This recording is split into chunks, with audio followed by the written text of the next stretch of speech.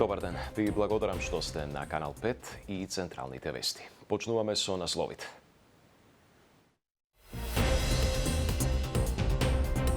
Небо мое, каде да се помолам? Панчо не ја издржа борбата со тешките повреди. Пријателите и обожавателите со емотивни пораки се збогуваат со популарниот пеач. Доста е со блокади на ЕУ патот на Македонија. Словачкиот председател директен. Се појавуваат нови услови и искрено ЕУ прави голема грешка. Што очекува Мицкоскиот посетата на фон дер Лаен? Се надевам дека ќе има испорака и од страна на Европската Унија. Дали на медицинските лица редовно ќе им се прават токсиколошки тестирања? Најавени законски измени. Да, дефинитивно ние имаме 12 работни групи.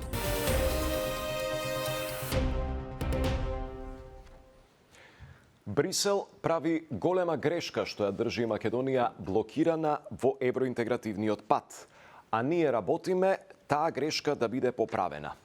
Ова од Скопје го изјави словачкиот председател Петер Пелегрини, кој престојува во дводневна официјална посета на земјава. Председателката Силјановска пак уште кажа дека само копенхагенските критериуми треба да бидат релевантни во процесот на проширување на Унијата. Повеќе детали од Ивана Стојановска. Не треба да се дозволи евроинтеграцијата на Македонија да биде забавена преку уцени од ниту една земја членка на ЕУ. Унијата прави огромна грешка што го дозволува тоа и што се игра со напорите на земјава на евроинтегративниот пат, порача словачкиот председател Петер Пелегрини, кој е во официјална посета на Македонија. Тој додаде дека Словачка е еден од најголемите подржувачи на евроинтегративниот пат на земјава и дека ќе продолжи да го прави тоа, но вели дека е против менување на едногласното со квалификувано мнозинство во Унијата. По тет-а-тет средбата со председателката Силјановска Давкова, Пелегрини порача дека очекува оптимизам и поддршка од шефицата на Европската комисија фон дер Лаен за време на незината посета на Македонија. Навистина минавте нелесен пат кон ЕУ. Знам колку беше тешко да се реши прашањето за името на вашата земја. Тука можеби малку и ќе критикувам кога ќе кажам дека постојано се појавуваат нови услови и искрено ЕУ прави голема грешка и вашата земја мораше да донесе многу тешки одлуки, исто како и нашата земја. И покрај тоа, се уште немаме одговор на прашањето кога вашата земја ќе се приклучи кон ЕУ. Шефицата на државата Силјановска Давкова вели дека остварува комуникација со официјална Софија и дека е изненадена од сегашното политичко поведение на Бугарија.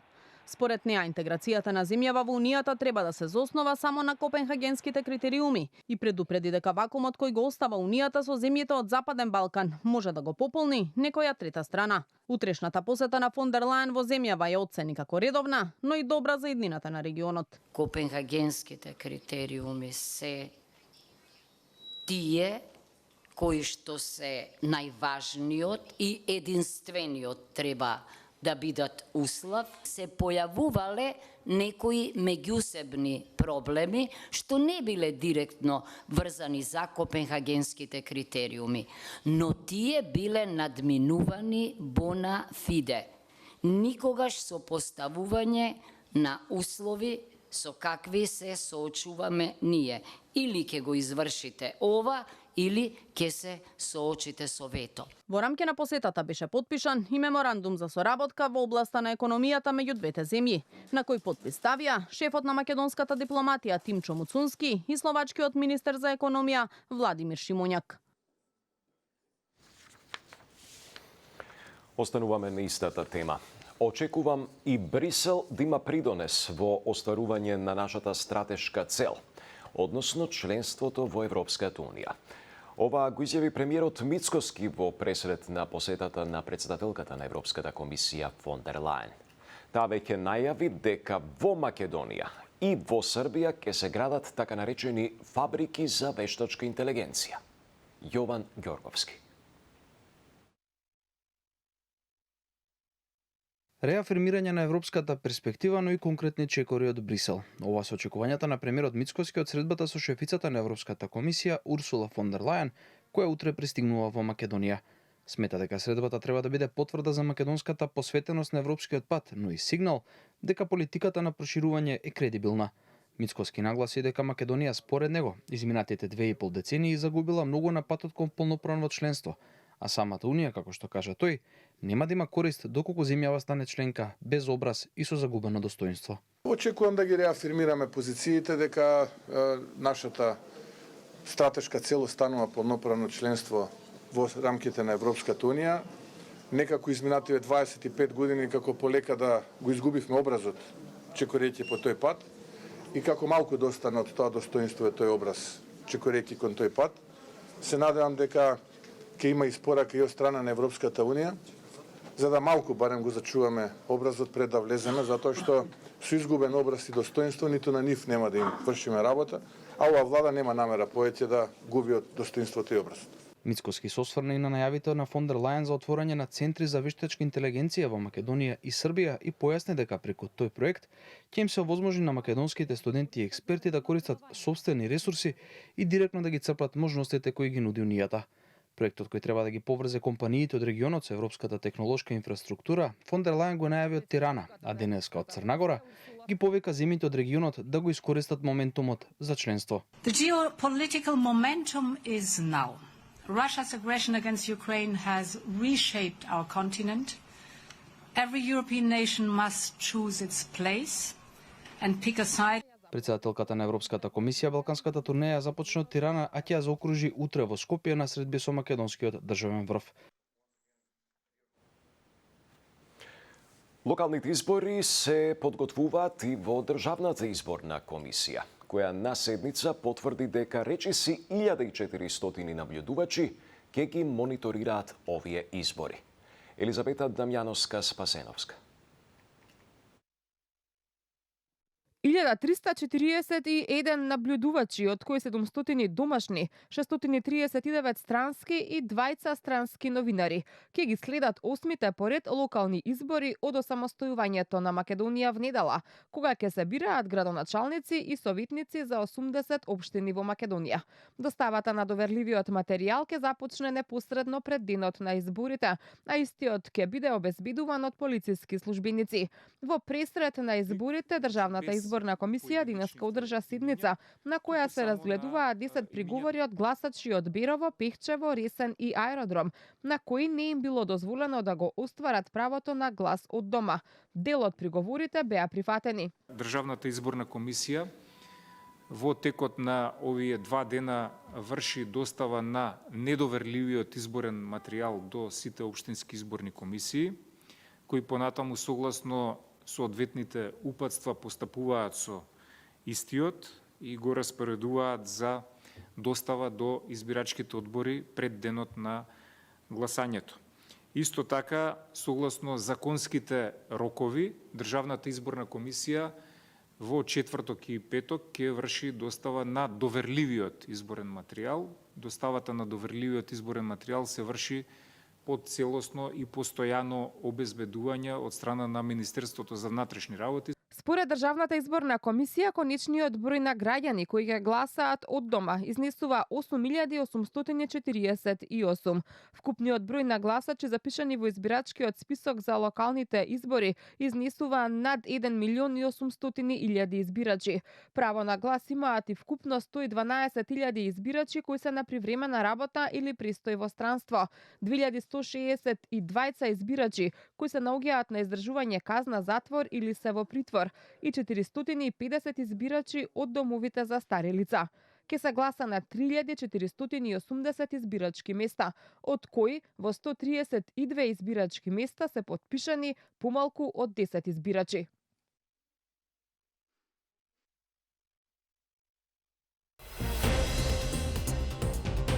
По години срамна состојба, конечно најава за реконструкција на Скопската железничка станица.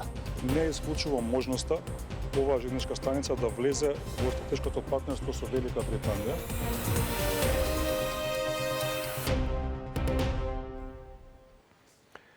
Почина Владимир Блажев Панчо. Пејачот на групата ДНК не успеа да ја добие борбата со тешките повреди. Со ова бројот на загинатите во пожарот во Кочани се зголеми на 63. Граѓани, политичари, но и негови колеги музичари со емотивни пораки се збогуваат со популарниот пејач. Михајло Видимлиски. Поречиси 7 месеци од пожарот во дискотеката Пулс во Кочани почина Владимир Блажев, познат како Панчо од групата ДНК. Поради тешките повреди со кои се здоби во катастрофалниот пожар, Панчо неколку месеци се лекуваше во приватната болница Систина. Оттаму информацијата дека починал ја потврдија утринава, без да соопштуваат повеќе детали, изразувајќи сочувство до неговото семејство, најблиски и целата македонска јавност. Познато беше дека имал тешки изгореници на рацете и главата, но и влошена психичка состојба, со која се борел заедно со познати докторски имиња. Каде да се помолам, немам никој на кого да се обраќам. Панчо е роден на 29 јули 1979 година во Скопје. Заедно со Андреј Ѓоргиевски како дел од хип-хоп дуото ДНК, со години ја обликуваа македонската музичка сцена, а нивните песни останаа препознатливи и омилени кај многумина. Неговата кариера беше обележана со повеќе од 2 децении музичка работа, концерти и соработки со голем број изведувачи. Повторно за тебе, би те чувал, би те пазил исто како бебе. Знам, сите би ти завидувале на тебе. Веста за неговата смрт предизвика голема тага во јавноста и помеѓу колегите музичари. Голем дел од нив се простуваат од него на социјалните мрежи. Во трагедијата од 16 март во Кочани, животите ги загубија и други членови на бендот. Придружниот вокал Сара Пројковска, клавијатуристот Филип Стефановски, тапанарите Георги Георгиев и Александар Коларов. Меѓу загинатите беше и фотографот на групата Александар Ефремов. Со смртта на Владимир Блажев Панчо, смртниот биланс од трагичниот пожар во Пулс се искачи на 63 лица. Тој беше еден од осумничените за кој обвинителството времено ја прекина постапката поради здравствената состојба во која се наоѓаше. Оттаму најавија дека ќе биде издадена наредба за обдукција. Случајот резултираше со обвинение против 34 физички и 3 правни лица. Скопскиот кривичен суд пред 10 дена соопшти дека го одобрило во целост. Распоредено е кај судиката Дијана Груевска-Илиевска, но се уште нема датум за старт на судењето. Продолжуваме со останатите теми. Постои можност законски да се регулира обврската за редовни токсиколошки тестирања на медицинските лица. Ова доаѓа по случајот на сега веќе разрешениот директор на неврологија Кузмановски, кој се појави на видео како меша прашкаста материја и коментира за квалитет на дрога. Сања Трајковска-Ставров. Во закон да стои дека сите лекари мора да се тестираат за наркотици, па со лабораторија, црно на бело, да се потврди дека не се уживатели или зависници и можат да лечат пациенти. Ваквите заложби на министерот за здравство Азир Алиу следат по случајот со екс-директорот на неврологија Игор Кузмановски, кој беше експресно разрешен по објавената снимка на социјалните мрежи на која се гледа како во домашни услови меша бела прашкаста материја, а за кој потоа се утврди и дека 7 месеци немал активна лиценца за работа бидејќи навреме не ја обновил. Алиу кажа дека додека се усогласуваат 12 закони, правниците ќе дефинираат како и каде би можеле да се вметнат токсиколошки тестирања за лекарите. Да, дефинитивно ние имаме 12 работни групи кои што работат, како што знаете, на менување или синхронизација на тие закони за да не бидат во колизија помеѓу законите. И една од можностите која што ќе ја разгледаме дали може во некој од законите да биде, ќе биде и тој член од законот. Но кога се креира закон, најверојатно и има процес како да ги следиш индикаторите и ако не се во склад со законот, нормално дека ќе има и последици. Додека немал важечка лиценца, Кузмановски имал активен печат кој трае до 2028 година. Од Фондот за здравствено осигурување на прашањето како е возможно доктор да има важечки факсимил, а не важечка лиценца, појаснуваат дека тоа не е нивна вина или пропуст, бидејќи факсимил давале по барање на болниците кои гарантирале за лиценците на лекарите. Обврска на здравствената установа е да обезбеди стручен кадар кој ги исполнува условите, меѓу кои и оној лекарите да поседуваат важечка лиценца за работа. Факсимилот со број 712680 е активен од 1 април 2010 година, а одобрението за издавање е дадено врз основа на официјално доставен список на лекари вработени во здравствената установа. Велат од фондот. Во меѓувреме, инспектори влегоа на клиниката за неврологија и ја чешлаат документацијата на Кузмановски со цел меѓу другото да утврдат дали лекувал пациенти во периодот од 7 месеци додека лиценцата му била истечена, потврдува за Канал 5 директорот на Државниот санитарен и здравствен инспекторат Кирил Лазов. Паралелно со изградбата на брзата пруга, целосно ќе се реконструира и Скопската железничка станица. Според плановите, таа ќе го задржи оригиналниот изглед, а треба да е готова за околу 5 години. Детали од Сандра Спасовска. Железничката станица во Скопје повеќе нема да биде турбо фолк хап и големо рекламно пано. Вака првиот човек на железници инфраструктура Синише Ивановски ја најави реконструкцијата на железничката станица. Во следната година и половина ќе треба да биде готов проектот, да се обезбеди финансирањето и истата да се заврши во следните 5 до 6 години, бидејќи планот е истовремено да се пушти заедно со брзата пруга на коридор 10 и железничкиот крак до меѓународниот аеродром Скопје. Активностите ќе се спроведуваат во соработка со Градежниот и архитектонскиот факултет. Паралелно со проектирањето на железничката, ќе има и проекти за ремонт на пругата Зелениково-Велес, како и санација на неколку свлечишта и мостот на Црна река, кој во 2022 година делумно се урна. Ако завршиме со проект за година дена од денеска до година и пол, после тоа за финансирање или ќе се оди со државниот буџет. Втора опција да се направи заем на класичните заеми до сега што ги имаме со ЕБРД, со ЕИБ, со комерцијални банки, но не исклучува можноста оваа железничка станица да влезе во стратешкото партнерство со Велика Британија, како што ќе имаме нови пруги кои што ќе имаат посебни барања со регулативата на Европска Унија, тие ќе имаат набавка на нови композиции. Во однос на брзата пруга Ивановски вели во најголем дел ќе се задржи постоечката траса, а во студиите кои ќе се прават во следните неколку месеци ќе треба да се утврди каде ќе биде новата траса. Задача на Градежниот факултет ќе биде целосна реконструкција и рехабилитација на елементите на пругата на железничкиот коридор 10. Нас ни е потребна и постојната железничка линија која што имаме, таа може да се користи во најмала рака за тежок сообраќај за индустријата, додека брзата пруга ќе си има додадена вредност.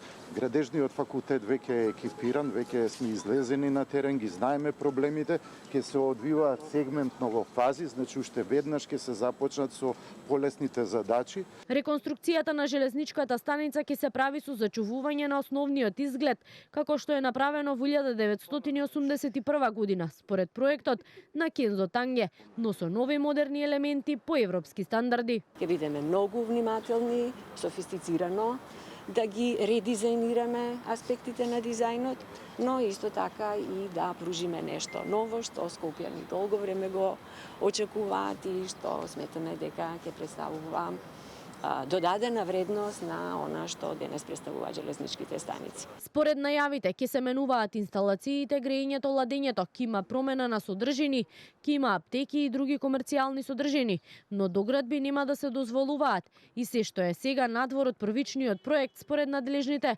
ќе биде отстрането. Министерот за дигитална трансформација Стефан Антоновски денеска официјално го представи проектот Везилка, Национален центар за вештачка интелигенција. Капитален проект со историско значење за дигиталната трансформација на Македонија. Проектот со вкупна вредност од околу 6 милиони евра се реализира со финансиска поддршка од Европската Унија. Вкупната вредност изнесува нешто помалку од 6 милиони евра, финансирано од Европската Унија, со кофинансирање од страна на Министерството за дигитална трансформација, владата и Финки како факултет. Фокусот е насочен на 5 приоритетни области. Прво, и за нас како влада најзначајно, јазик и култура. Целта на овој проект пред се е системски развој на македонски јазични модели и дигитална заштита на културното наследство. Целта е прво, да јас малце по-конкретно, по-технички позборувам, е да собереме доволно македонски текстови. Исто така, дел од проектот е мислам, покрај ова имаме и друг проект кој што е финансиран од Министерството за образование и наука, кој што е во иста насока на јазични модели, да се дигитализираат текстови и содржини кои што не се во дигитален формат. Изборната хроника е во продолжение, а веднаш потоа дуелот за Скопје меѓу Каја Шукова и Орце Георгиевски. Останете на Канал 5 и пријатна вечер.